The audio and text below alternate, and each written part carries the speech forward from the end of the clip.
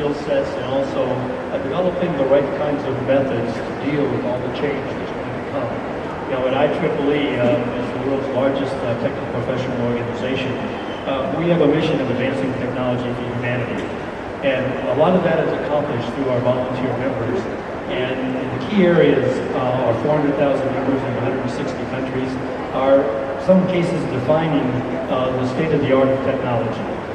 They are engineers and scientists working as educators, as researchers, as practicing engineers, as entrepreneurs, and as students. And in each of these cases, they're able to bring forward new perspectives. And what we try to do at IEEE is to make sure that we are looking at what's next, and also very much focused on building communities. So part of the learning, I think, will come in a community-based environment. So at IEEE, based on that foundation, 5 years ago, we began a Future Directions initiative.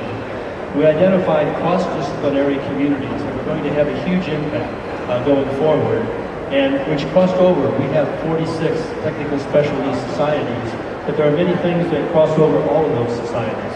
And putting those together in new groups is a way to do it. And in those working groups that we've established at IEEE, you can get white papers, you can get training information, you can get standards information around these big areas. Some of these have matured, and so participation in a working group is one way to get knowledge that's needed.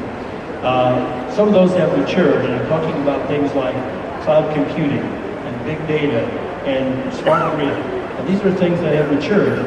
Working groups were very helpful to create the early information, but they've now matured and moved on.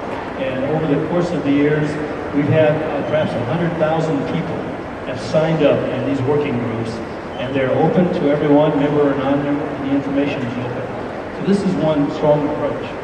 We also have new technologies. Some of them have already been mentioned here already. Blockchain, for example, the fundamental rethinking, maybe the foundation of the internet. Digital reality. Rebooting computing. Moore's Law and the things that have driven our computing directions are in a transition. And so finding new ways to think about what computers should look like in the future is part of it. We also have some very important things like a brain initiative.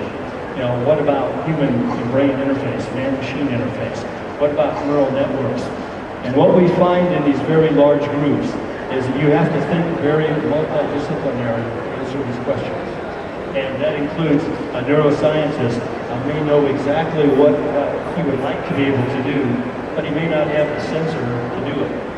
In our brain initiative, 22 of our societies participate. So there's a chance to build that new sensor, a chance to rethink how to use big data, a chance to analyze neural networks. These are all things that can happen in a group. One of those groups I want to speak specifically about is our Future Networks group. Now last year, our Future Networks group was called 5G, and the name was changed. Now, why would you change the name of that group?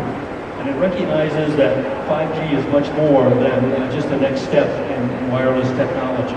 It's about network changes, it's about edge computing, it's about millimeter waves, it's about massive interconnections, it's about rethinking the core network as well as the application layer.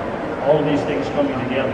And so these require many people from many different areas, and that's what our working groups are all about. So that group has been formed for 2 years now. We are working on a 5G World Forum. We had one earlier this year. The 5G World Forum will be here in India in 2020. So those are the kinds of things and communities that we can bring together to work on these technologies.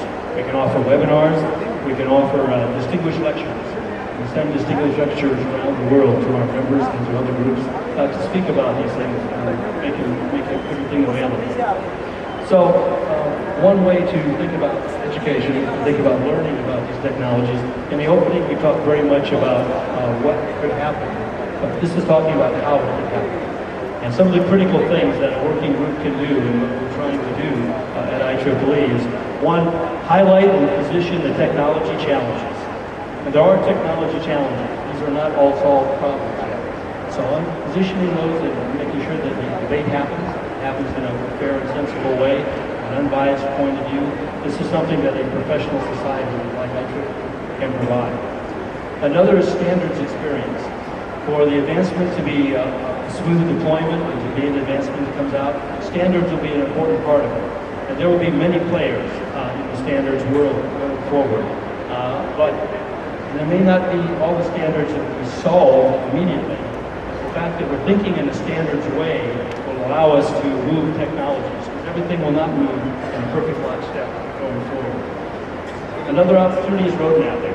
At IEEE, we're very interested in road mapping technologies. If you think about 5G, there's going to be the new devices.